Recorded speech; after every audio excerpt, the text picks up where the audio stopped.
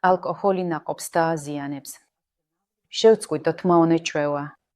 ვერსად იპოვით სანდო მონაცემებს იმის შესახებ, თუ რა დოზა ან რომელი სახის ალკოჰოლია უსაფრთხო ორსულობის დროს. ამიტომ ერთადერთი სწორი გადაწყვეტილებაა ორსულობის პერიოდში ალკოჰოლის მოხმარებაზე უარის თქმა. ალკოჰოლი ტოქსინია, ბავშვი პირდაპირ იწამლება. და რა მნიშვნელობა აქვს, ღვინოა თუ არა რადგან სპირტი ერთია.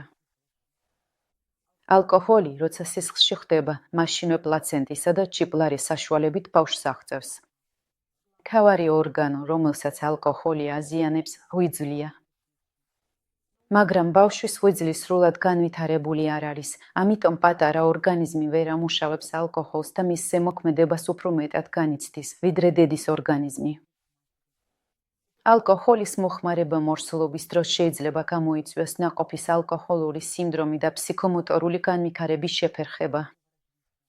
ბავშვს უყალიბდება ალკოჰოლისთვის დამახასიათებელი სახის ნიშნები, პატარა თავი, ეპიკანტუსი, ქუთუთოების მონგოლური ნაკეცი, მოკლე თვალის ჩრილი, ბრტყელი სახე, გასწორებული ზედათუჩის ზღარი, დაბალი ცხვირის ზურგი, მოკლე ცხვირი, თხელი ზედათუჩი. ალკოჰოლი ძირითადად ნაყოფის ნერვულ სისტემაზე მოქმედებს, რაც იწვევს როგორც დაუყოვნებელ, ასევე შორეულ შედეგებს დაბადების შემდეგ. ესენია ნერვოზულობა, ჰიპერაქტიული ქცევა, გონებრივი ჩამორჩენა, მეტყველების განვითარების შეფერხება, ძილის პრობლემები, კოორდინაციის დარღვევა, ცუდი მეხსიერება, ყურადღების კონცენტრაციის პრობლემები. ალკოჰოლის ოპტიმალური დოზა არ არსებობს.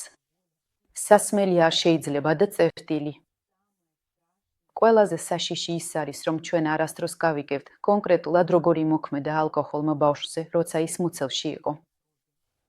თუნდაც ბავშვი დაბადებისას შედარებით ჯანმრთელი იყოს, შეიძლება ისე მოხდეს, რომ ორსულობის დროს დედის მიერ დალეული ერთი ჩიქა ღვინის შედეგები ბავშვის გონებრივ შესაძლებლობებზე აისახოს. და ეს მხოლოდ რამდენიმე წლის შემდეგ გამოჩნდება. მაგალითად, როცა ბავშვი უკვე სკოლაში წავა, მშობლებითი გაკვირვებულები იქნებიან, რატომ აქვს მათ შვილს დაბალი აკადემიური მოსწრება და ცუდი ქცევა. ამიტომ მოკლე შეჯამებას გავაკეთებ. ორსულობის დაგეგმვის, წარების და ძუძუთი კვების პერიოდში ალკოჰოლი საერთოდ არ უნდა იყოს.